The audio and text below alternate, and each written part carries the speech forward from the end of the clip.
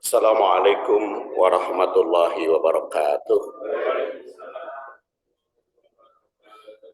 Alhamdulillah wassalatu wassalam ala Rasulillah wa ala alihi wa sahbihi wa wala amma ba'du fa ya ibadallah usikum bitaqwallah fa innal jannata uiddat liman ittaqah. Ya ayyuhalladzina amanu taqullaha haqqa tuqatih wa la tamutunna illa wa antum muslimun. Jamaah rahimakumullah, tahun ini kita akan membahas ayat tematis sesuai dengan judul di pengumuman. Jadi mulai dari ayat pendidikan tentang ketika manusia tidak berilmu ketika dilahirkan. Jadi, tanpa ilmu, manusia tanpa ilmu ketika dilahirkan. Dan nanti kita akan bahas ayat-ayat yang berkaitan dengan insaniah, ayat-ayat yang berkaitan dengan kemanusiaan secara berurutan. Mulai dari An-Nahl ayat 78. A'udzubillahi minasyaitonir rajim. Wallahu akhrajakum min butuni ummahatikum la ta'lamuna syai'a wa ja'ala lakumus sam'a wal absara wal af'idah la'allakum tashkurun. Wallahu, dan Allah, akhrajakum, mengeluarkan kalian, min, dari butuni, batin, perut, ummahatikum, ibumu, ummahat jamak dari La ta'lamuna, kalian tidak mengetahui, syai'an, sesuatu apapun. Wa ja'ala, dan Allah menjadikan, lakum, untukmu, as-sam'a, pendengaran, wal absor, penglihatan, wal afidah, budi, akal budi, perasaan, hati, afidah. La'allakum, mudah-mudahan kalian, tashkurun, bersyukur. Di sini kalimatnya la'alla, ya. La'allakum itu berkaitan dengan usaha manusia. Seperti pernah saya bahas ketika pengertian la'alla surat Al-Baqarah berkaitan dengan saum, itu la'allakum tattaqun. Jadi tidak dijamin manusia itu bisa semuanya. Dengan saum itu tidak dijamin otomatis menjadi takwa. Dan ini juga la'allakum tashkurun, tidak dijamin semua manusia bersyukur, bahkan yang bersyukur itu qalil, hanya sedikit saja. Terjemahnya, Allah mengeluarkan kamu dari perut ibumu dalam keadaan tidak mengetahui sesuatu apapun. Dan dia menjadikan bagi kamu pendengaran, penglihatan, dan hati nurani, agar kamu bersyukur. Jadi secara sepintas ayat ini mengingatkan kepada kita. Pertama, lahir ke dunia itu oleh Allah. Kedua, kita lahir ke dunia ada jasa ibu yang mengandung, yang melahirkan. Taruhannya nyawa ibu itu melahirkan. Mengandungnya juga bahkan wahnan ala wahnin, semakin lama semakin lelah, semakin payah. Itu mengingatkan kepada kita, akhrajakum min butuni ummahatikum. Ketiga, sebelum kita bahas lebih lanjut, yang tersirat di dalam ayat ini, ibu mengandung itu dalam perutnya, dibawa kemana-mana, sekitar 9 sampai 10 bulan. Bawa kemana-mana, sambil tidur, sambil makan, sambil pergi, sambil duduk, dibawa kemana-mana bayi kita itu. Apa yang dimakan, kita makan, tidak dimakan, tidak dimakan. Min butuni. Kemudian ummahatikum, ibu. Lalu ditegaskan di sini ketika lahir tidak tahu apapun. Jadi kita berilmu itu jasa. Jasa ibu, jasa orang tua, jasa jasa ayah, jasa siapapun. La ta'lamuna syai'an. Dan di sini Allah juga menjadikan pendengaran, penglihatan, dan akal budi perasaan. Kapan Allah Subhanahu wa taala menjadikan pendengaran, penglihatan itu? Apakah sejak di dalam perut ibumu atau begitu dilahirkan normalnya dan semakin lama semakin berkembang? Terus juga mengingatkan kepada kita la'allakum tashkurun, agar bersyukur. Jadi syukur atas nikmat yang Allah berikan, yang kadang-kadang kita lupa. Syukur kepada Allah dan kepada orang tua. Ingat, itu ketika dulu dalam perut ibu kita. Tidak pernah kita, kadang-kadang lupa bersyukur kepada orang tua itu. Apalagi kalau sudah berjasa, sudah hebat gitu ya. Kitanya sudah hidup di dunia, sudah hebat, suka lupa kepada orang tua. Makanya Allah mengingatkan, ada itu jasa ibu, teringat akhrajakum min butuni ummahatikum. Dan kita lanjut dengan ketiga, tarikh Ibnu Jarir At-Tabari yang kita kenal dengan Syaihul Mufassirin, wafat 310 Hijriah, lahir 224, berpendapat bahwa ayat ini merupakan pemakluman dari Allah tentang keadaan manusia dikala dilahirkan. Maklumat semacam ini sebagai peringatan tentang apa yang tidak diketahui manusia. Tidak diketahui, kadang-kadang tidak disadari. Ketika kita lahir kan nggak tahu. Kan saya juga lahir cenah, ya, cenah kata catatan orang tua. Lahir hari Senin 12 Rabiul Awal tahun 1371. Tahun 1371. Jadi itu dalam catatan kebetulan lahirnya sama dengan Rasul Senin 12 Rabiul Awal. Sehingga sekarang 72 ya.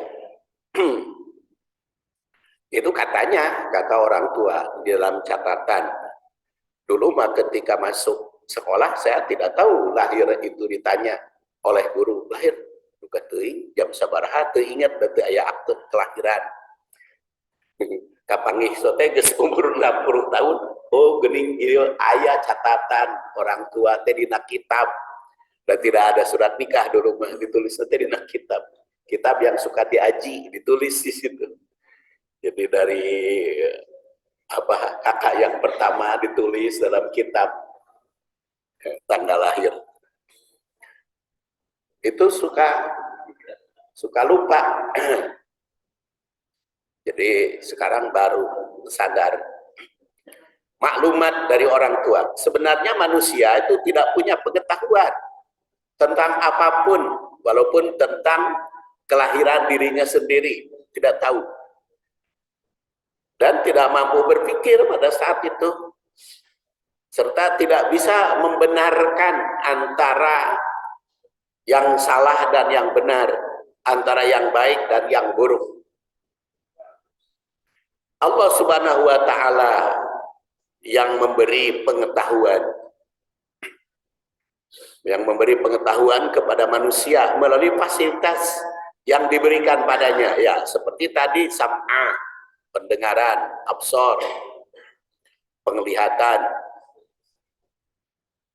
dan afidah, hati nurani yang tidak diketahui oleh manusia itu apa. Kadang-kadang afidah itu ada yang menyebut hati nurani, kita nyebutnya hati. Tapi kalau hati secara fisik itu beda dengan hati yang sifatnya nurani. Ditegaskan pada pengunci ayat ini, seharusnya manusia itu pandai bersyukur atas nikmat yang Allah Subhanahu wa taala anugerahkan pada mereka. Namun kebanyakan manusia itu tidak ingat masa silam. Sehingga kurang pandai bersyukur.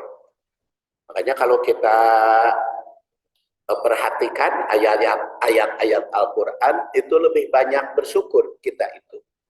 Bukan lebih banyak ingat musibah, tapi lebih banyak bersyukur kehadirat Allah Subhanahu wa taala. Sekarang yang keempat, tanasub. Kaitan dengan ayat sebelumnya. Ayat sebelumnya menandaskan walillahi ghaibus samawati wal ard wa ma amrus sa'ah illa kalamhil basar aw huwa aqrabu innallaha ala kulli syai'in qadir. Sedangkan ayat ini wallahu akhrajakum min butuni ummahatikum. Ayat 77 menandaskan bahwa kegaiban langit dan bumi itu milik Allah. Ini yang sudah kita bahas pada pertemuan yang lalu, surat Al-Fat. Dalam surat Al-Fat kita bahas bahwa kegaiban langit dan bumi itu adalah milik Allah Subhanahu wa taala.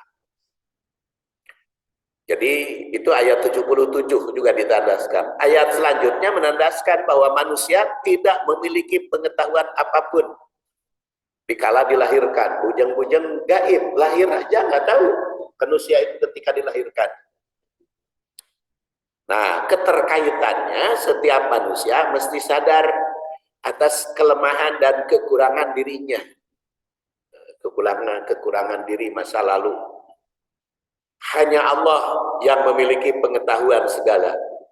Baik di langit, di bumi, baik lahir maupun batin. Jasmani maupun rohani. Sekarang tanasub yang kedua. Allah Subhanahu wa taala juga menandaskan pada ayat sebelumnya bahwa urusan hari kiamat baginya itu hanya sekejap mata. Di sini dikatakan wama amrus sa'ah, di ayat sebelumnya wama amrus sa'ah illa kalamhil basar. Urusan saat, urusan kiamat, urusan hari akhir itu bisa sekejap mata. Kalau Allah Subhanahu wa taala berkehendak, bisa saja sekejap mata. Kapanpun bisa terjadi. Dan kapan bisa terjadi tidak mengetahui. Rasul hanya menceritakan tentang tanda-tandanya, dan ternyata tanda-tandanya sejak zaman Rasul sudah ada, ya. Tanda-tanda mendekati kiamat kan sejak zaman Rasul sudah ada. Padahal Rasul sampai sekarang sudah 1444 tahun ditambah dikurangi 10 ya, 334 wafatnya. Jadi betapa lama, tapi tanda-tandanya sudah digambarkan. Jadi kapan? Hanya Allah Subhanahu wa taala yang tahu. Dukating lila kene, dukating sakedeung deui. Tapi yang jelas kita programnya pokoknya panjang aja usia supaya persiapan. Karena kan di antara tanda orang terbaik. Rasulullah pernah ditanya, seperti apa orang yang terbaik? Rasul menjawab, khairukum atwalukum a'maron wa ahsanukum akhlaqan. Sebaik-baik kamu adalah yang panjang usia dan baik akhlaknya. Jadi Rasul kalau ditanya seperti apa manusia terbaik, Rasul melihat dulu siapa ini yang bertanya. Jadi Rasul itu tahu ini dalam hal apa yang harus diperbaiki. Jadi khiyarukum nanti banyak gitu ya. Ada khiyarukum man ta'allama al-Qur'an wa 'allamahu. Ada khiyarukum yang layak manujaruhu, yang baik pada tetangga, khiyarukum. Tapi ada juga hadis riwayat Ahmad yang wafat 241, Rasul mendandaskan khiyarukum atwalukum a'maran wa ahsanukum akhlaqan. Sebaik-baik kamu adalah yang panjang usia dan akhlaknya baik. Tapi panjang usia itu berapa? Tidak disebut oleh Rasul. Hanya Rasul pernah juga menyatakan umur manusia umatku, umur umatku itu baina sittin wasab'in. Umur umatku itu antara 60 sampai 70. Yang melewati 70 itu orang langka. Jadi saya ini sudah termasuk orang langka. Karena sudah 70, lebih 72 tahun. Orang langka sudah dapat bonus. Karena umat Rasul antara 60 sampai 70, makanya yang 60 hati-hati. Syirik kabur maut. Yang 70 bersyukur, tinggal akhlaknya baik. Baik, kita lanjutkan nanti itu mah bahasannya. Jadi betapa besar kekuasaan Allah, dan hari kiamat itu kalamhil basar, bisa saja itu terjadi sekejap mata. Sedangkan manusia hanya memiliki kemampuan dan keilmuan itu sedikit, tidak mengetahui lebih luas. Walaupun kita punya banyak ilmu, tapi kan di bidang lain kurang. Makanya semakin kita berilmu kan semakin merasa kurang. Semakin merasa kurang. Makanya kan beki luhur, ilmu teh beki sempit yang dipelajarinya. Bahkan di kala lahir tidak memiliki pengetahuan apapun tanpa bantuan pihak lain. Nah, keterkaitannya semakin mendidik kesadaran kepada manusia. Tanasub yang ketiga, pengunci ayat 77 menandaskan bahwa Allah Maha Kuasa atas segala sesuatu, karena penguncinya innallaha ala kulli syai'in qadir. Allah Maha Kuasa atas segala sesuatu. Buktinya memiliki pengetahuan masalah gaib.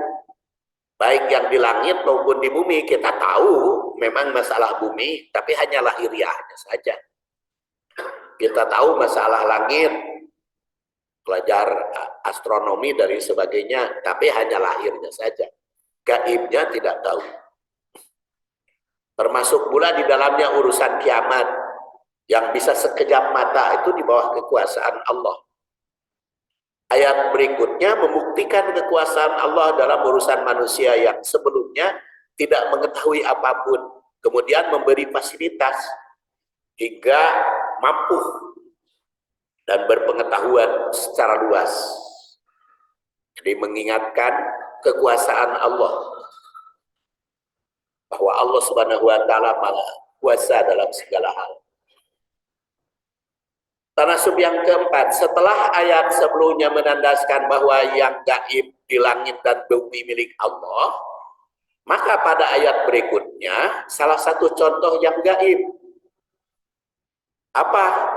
Masalah gaib yang paling dekat, yaitu urusan janin di dalam perut ibu. Walaupun sudah di WSG tahu fisiknya seperti itu, tapi kan tetap bentuknya, sifatnya, sikapnya masalah tidak diketahui, karakternya tidak diketahui. Jadi tetap ada yang gaib, yang dekat dengan kita. Walau manusia sudah memiliki pengetahuan yang luas, tapi tetap saja ada yang gaibnya dalam urusan kehamilan dan kelahiran. Walaupun sekarang bisa saja diprogram ya, lahir itu dioperasi sesar aja, ingin 17 Agustus dan bisa.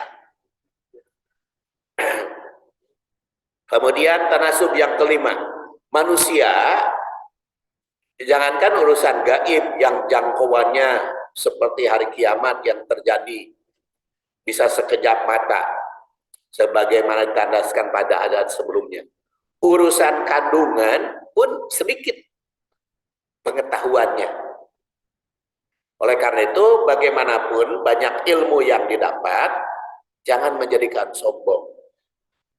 Karena masih ada kekurangan dalam bidang yang lain. Apalagi dalam urusan alam semesta. Sampai sekarang aja ilmu BMKG demikian hebat, tapi kan tidak bisa meramal kapan gempa terjadi dan di mana, padahal ilmu sudah mendunia ya, ilmu yang berkaitan dengan tanah urusan. Tapi kapan terjadinya gempa masih tidak diketahui.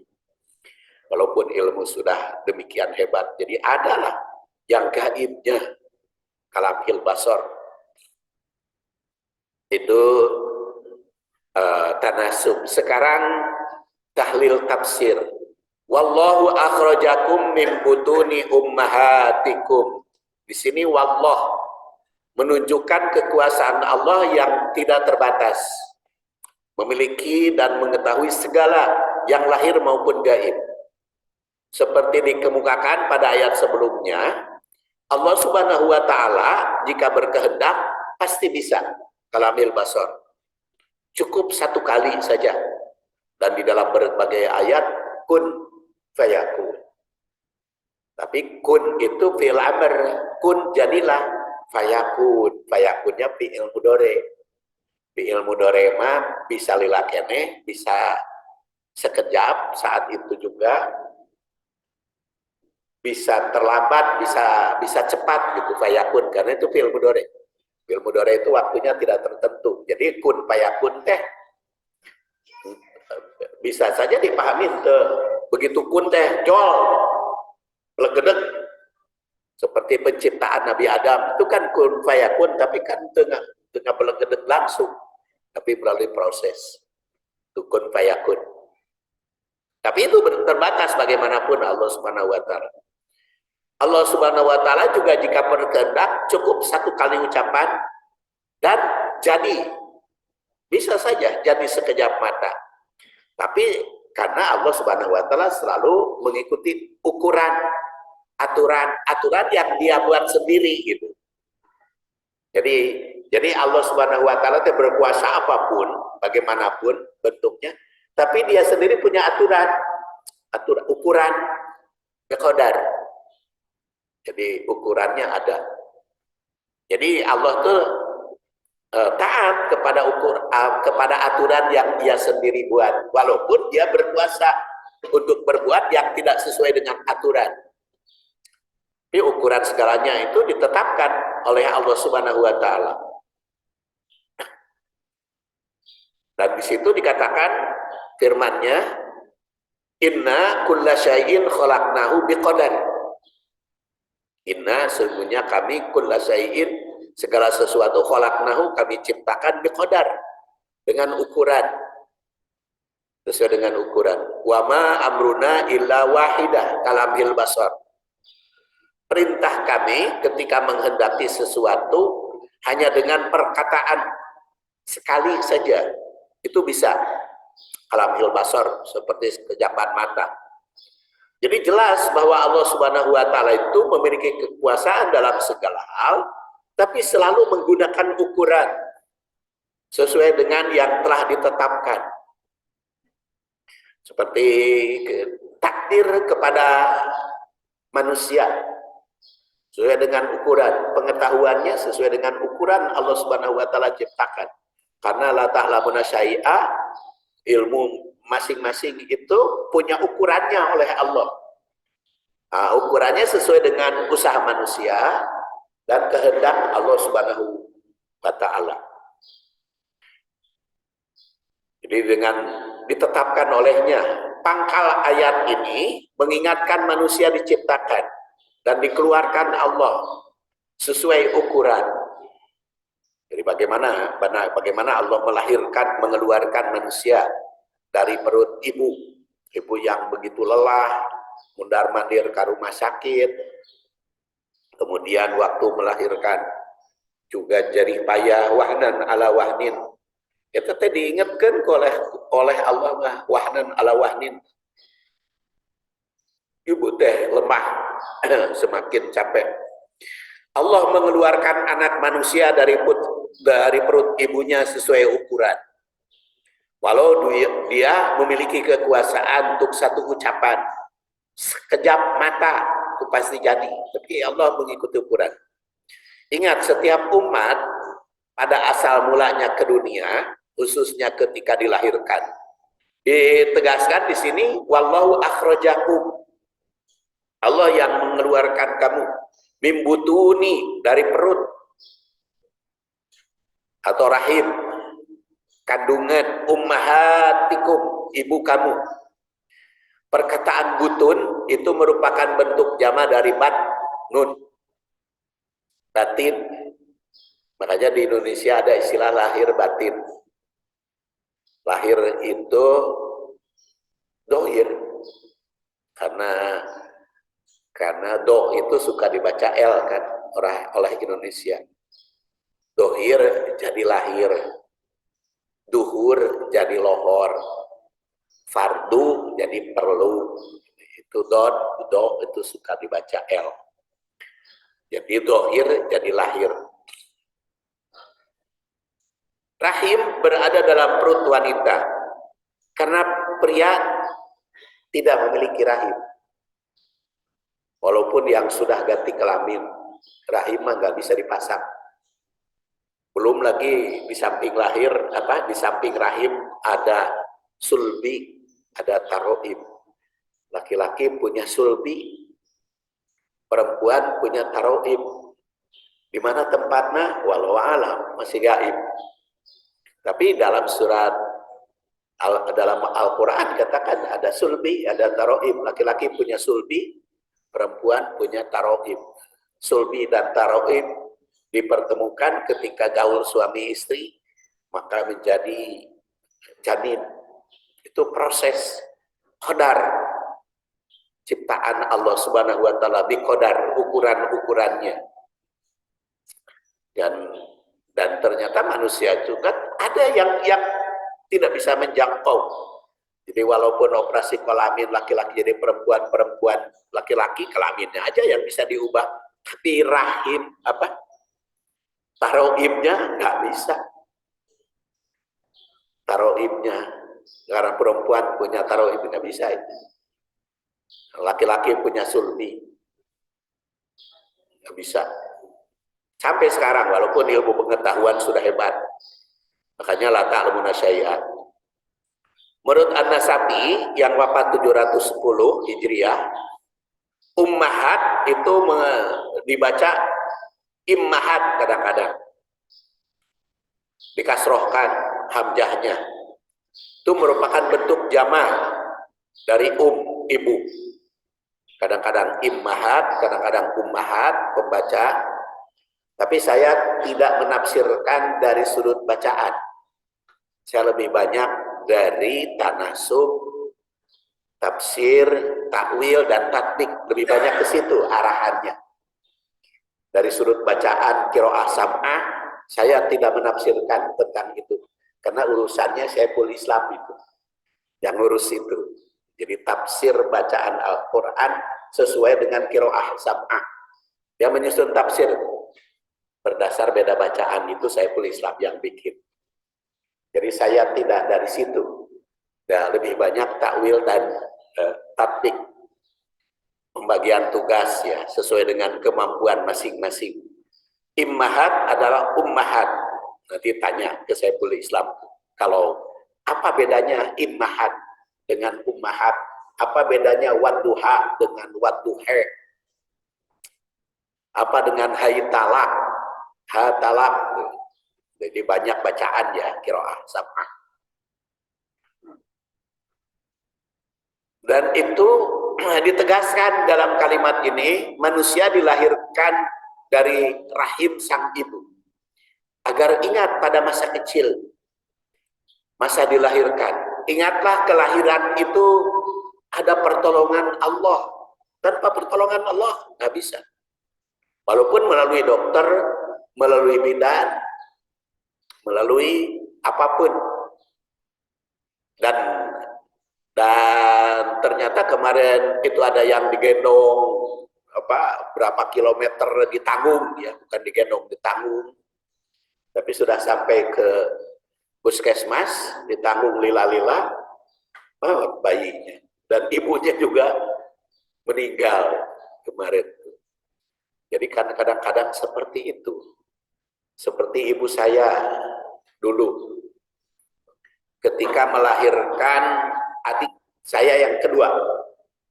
Saya usia 6 tahun, adik saya Saiful Islam 3 tahun, kemudian mau melahirkan adiknya Saiful Islam. Dia hamil, kemudian mau melahirkan, ternyata bayinya wafat di dalam kandungan. Karena di kampung dekat tolong, setelah bayinya wafat dalam kandungan, tidak bisa lahir, ibunya ikut wafat pada waktu melahirkan.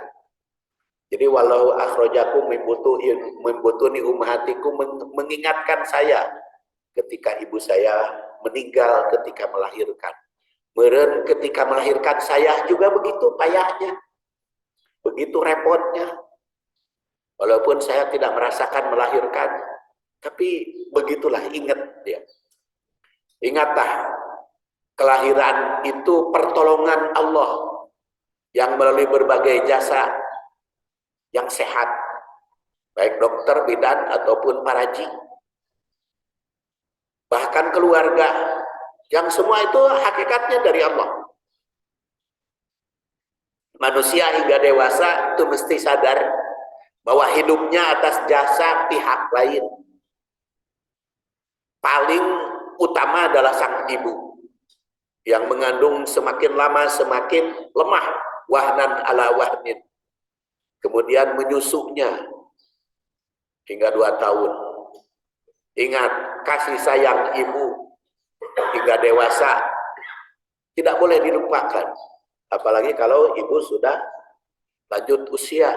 Imma yablugonna indakal kibar ahaduhuma au kilahuma. Ingat, ketika ibu yang sudah tua, kibar, sudah lanjut usia.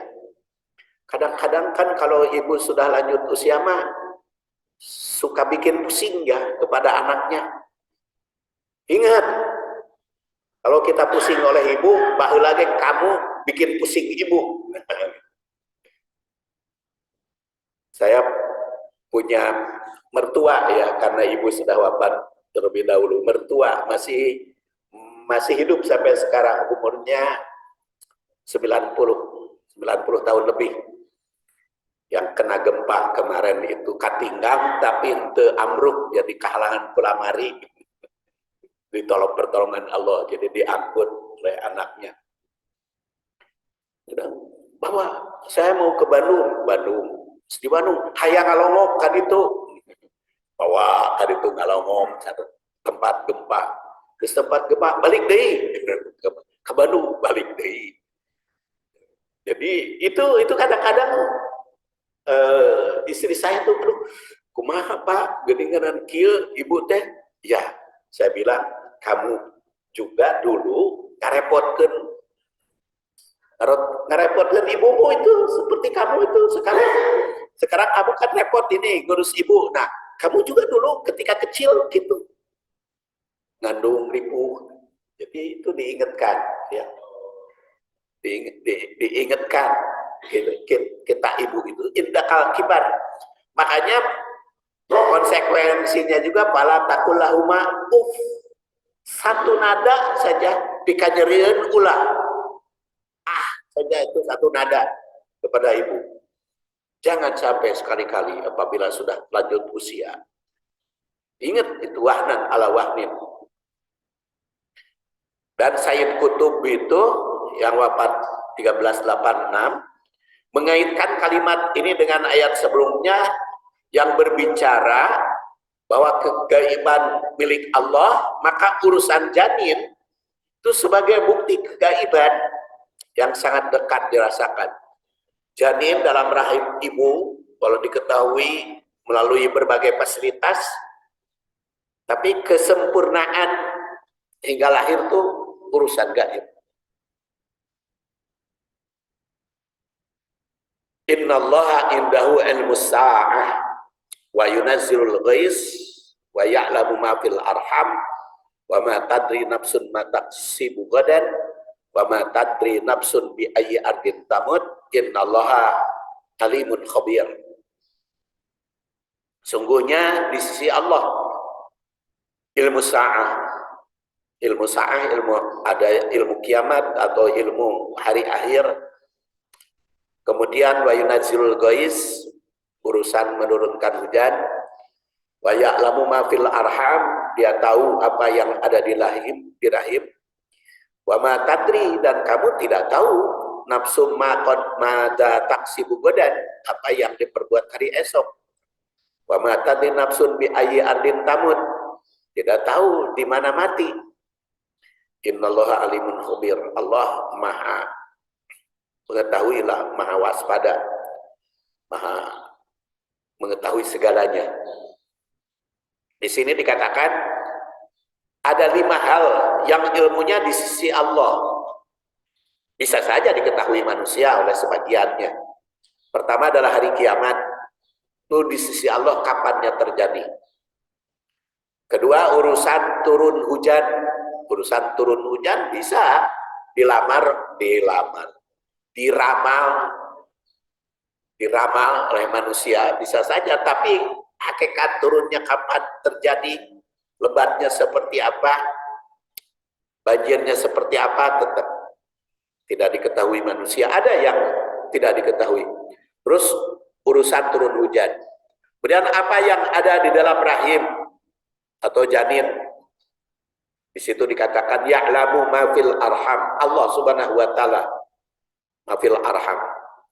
Kemudian nasib manusia hari depan dan tempat manusia mengalami kematian. Tapi di sini di dalam ayat ini kalau di sini indahu ya ilmu sa'ah, di sisi Allah hari kiamat.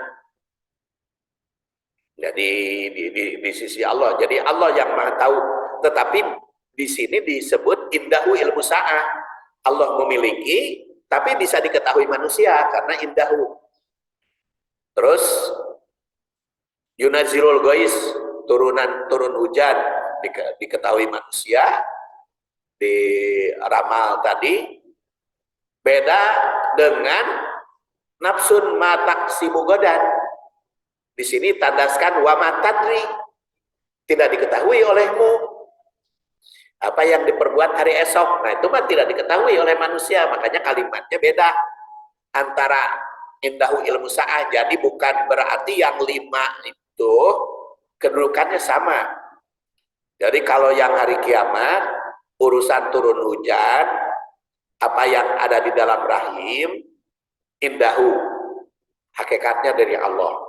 Tetapi kalau nafsun mada taksibu godan, matadri, kamu tidak tahu. Dan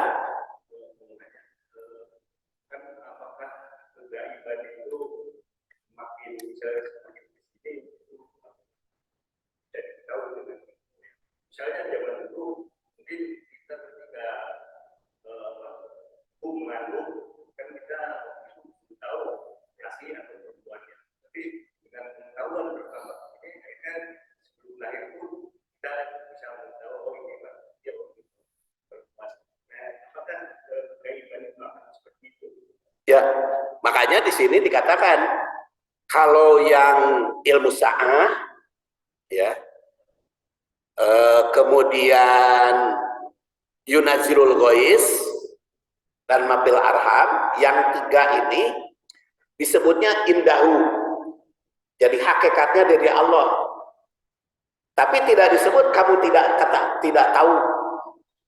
Beda dengan yang 2, mada taksibu godan dan biayitan adin tamut. Nah itu mah Allah, hanya Allah yang tahu.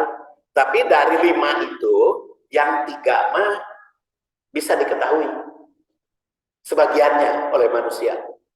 Seperti tadi dalam janin teh baheula mah gaib pisan pan janin teh. Tapi kan semakin kasini mah kegaibannya teh semakin sedikit gitu.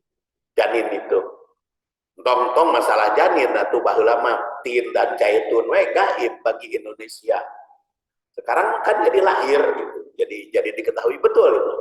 Jadi yang gaib itu hakikatnya ada yang tidak diketahui manusia, itu selalu ada. Seperti tadi masalah ada di dalam rahim ya.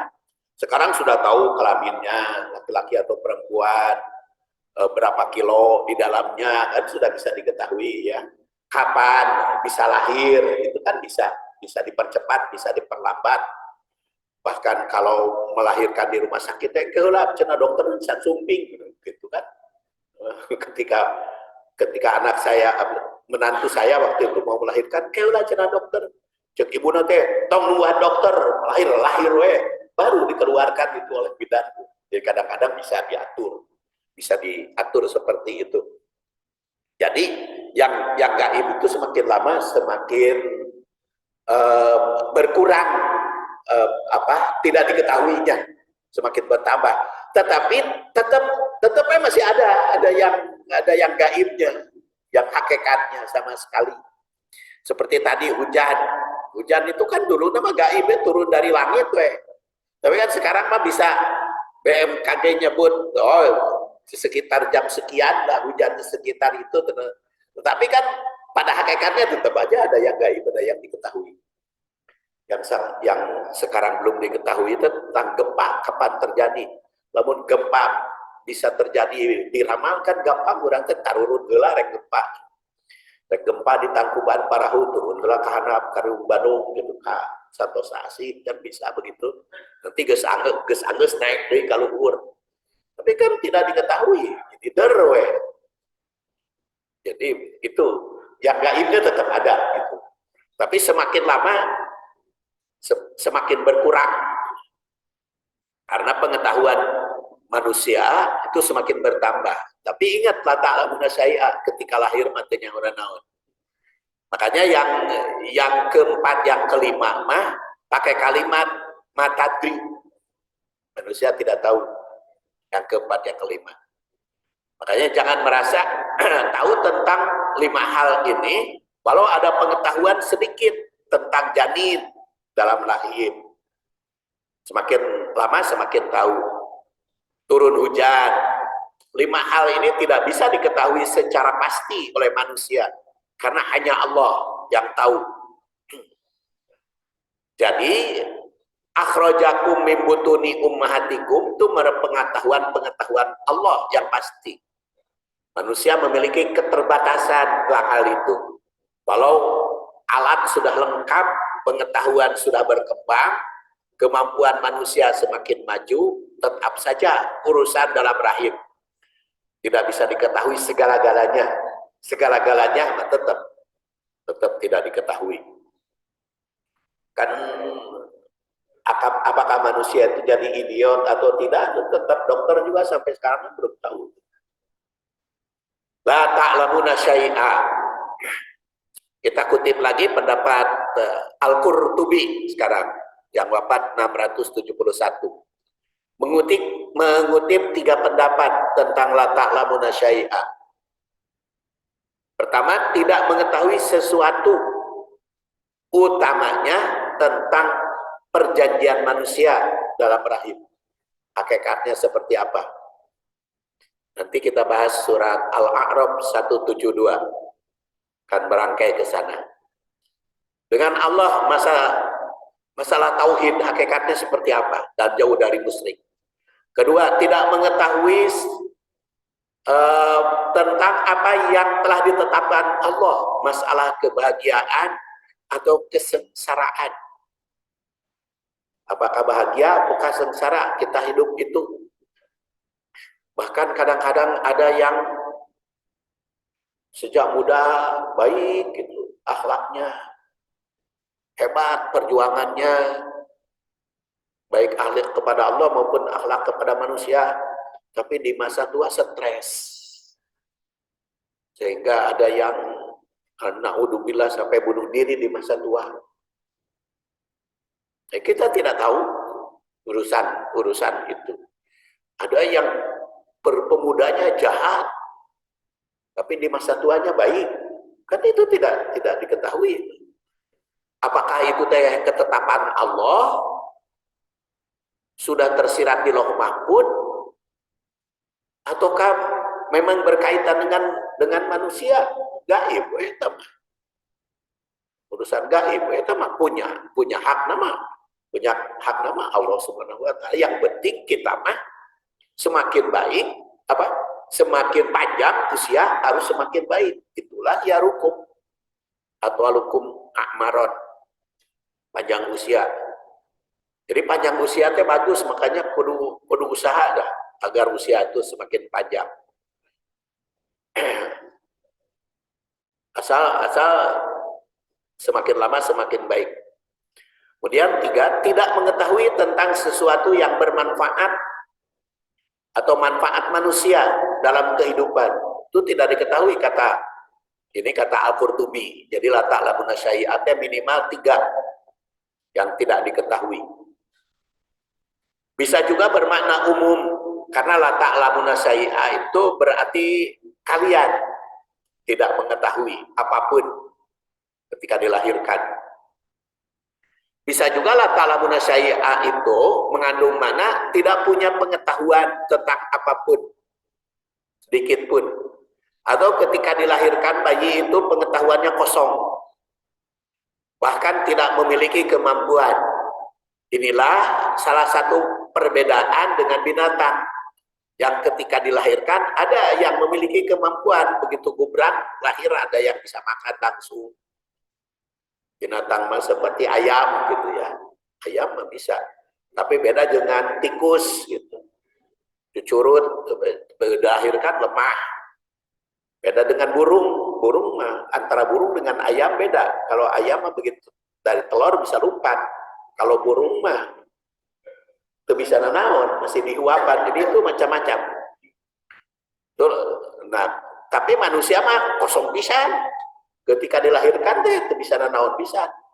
La ta'lamuna syai'a, berbeda dengan binatang. Tentang apapun.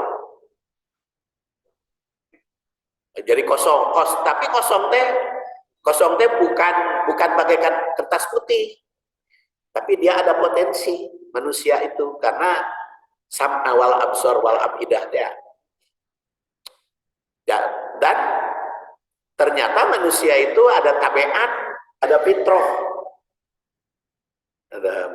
Apa bedanya fitrah dengan tabiat gitu? Nah, tapi tabiat itu biasanya bisa positif, bisa negatif tabiat itu. Seperti Quran juga mengatakan kan, tabiat manusia yang negatifnya umpamanya insan doiba, terus halu'a yang mengeluh, jazu'a. Jadi itu yang tabiat manusia itu dikemukakan. Kalau fitrahnya kan tauhid, kemudian tasyakur tadi, terus tidak sabar gitu kan. Dan itu akan kita bahas nanti ayat insaniyah berikutnya. Dan binatang juga kan berbeda-beda. Ada yang mendekati sempurna seperti kambing, ayam, ikan. Ada pula yang dilahirkan tuh dalam bentuk lain seperti katak, dilahirkannya dalam keadaan burui, kupu-kupu, jadi ulet, lalat itu kan jadi ulet itu. Jadi lalat itu jadi ulat dulu. Saya melap jamu di atas kamar itu, melap jamu. Terus kok kunaon eta teh